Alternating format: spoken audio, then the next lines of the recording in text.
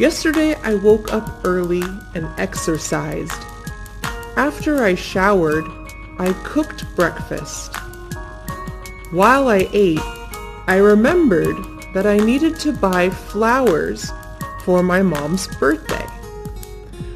I walked to the flower shop. On the way, I stopped at a park and sat on a bench. I called my dad and asked him about my mom's favorite flower. I learned that my mom likes lilies, just like me. At the flower shop, I smelled all the lilies until I decided on the perfect ones for my mom. When I returned home, I added water to a vase and placed the flowers in it.